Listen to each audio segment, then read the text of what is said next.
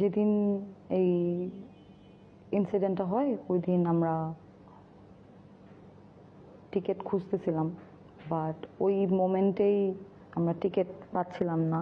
অনেকে বলতেছে যে নেপাল থেকে বাংলাদেশে আসতে বেশি সময় লাগে, সময় বেশি লাগে না, কিন্তু অ্যাটলিস্ট একটা টিকিট লাগে, হ্যাঁ, প্লেনে একটা সিট লাগে, তো সেটা পেতে তো হয়, সেটা পাওয়া যাচ্ছিল না। এবং একটা টিকিটও খোঁজা হয়েছে যে অ্যাটলিস্ট আলভি যার ওয়াইফ সে অ্যাটলিস্ট ব্যাক করুক, বাকিরা আমরা পরের টিকিট নিয়ে আমরা আস্তে ধীরে ব্যাক করব, কিন্তু সেটাও পাওয়া যাচ্ছিল না। পরে ওই দিন তো আসলে ব্যাক করা যায় নাই।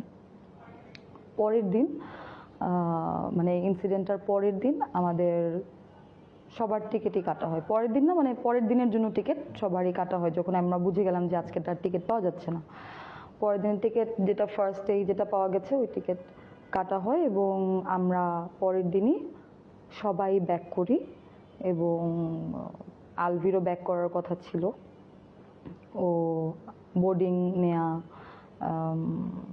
মানে যে প্রসেস থাকে এরপর এগুলো করা হয়েছিল, বাট লাস্ট মোমেন্টে কিছু ইনফরমেশন আসার কারণে আর আসে না। বাট আমরা টিমের বাকিরা যারা ছিলাম, মানে আমরা বাংলাদেশ থেকে বাকিরা যারা আর ছিলাম সবাই আমরা পরের দিন ব্যাক করেছিলাম। এটা একটা জায়গায় দেখলাম একজন ভুল ইনফরমেশন দিয়েছে, মেবি আমার একটা অডিও আজকে রিলিজ হয়েছে, আমি গতকাল বলেছিলাম, দেখে অনেকে ভাবতেছে আমি 2 তারিখে রিটার্ন করেছি। 2 তারিখে না, আমি 1 তারিখে রিটার্ন করেছি। আচ্ছা, আলভি এখন কোথায় আছে?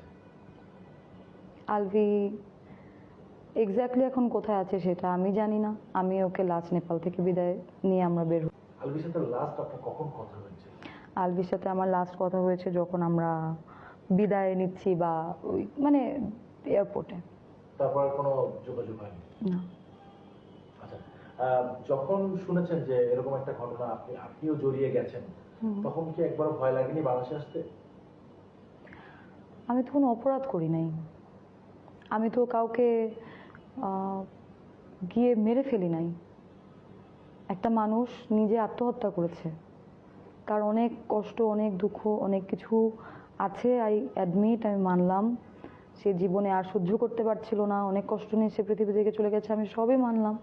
বাট আমি তো তাকে গিয়ে মারি নাই, আমি তাকে গিয়ে মারি নাই। এবং আমি তাকে মানে থাকে না যে তোমার জামাইকে ছাড়ো, তোমার জামাইকে আমি বিয়ে করবো, যেগুলো কথা মানুষ বলতেছে, বা তিথি প্রেগনেন্ট, তিথি আর আলু বিয়ে করছে, এগুলো তো কোনোটাই সত্য না, বা আমি তো ওকে গিয়ে এগুলো বলি নাই।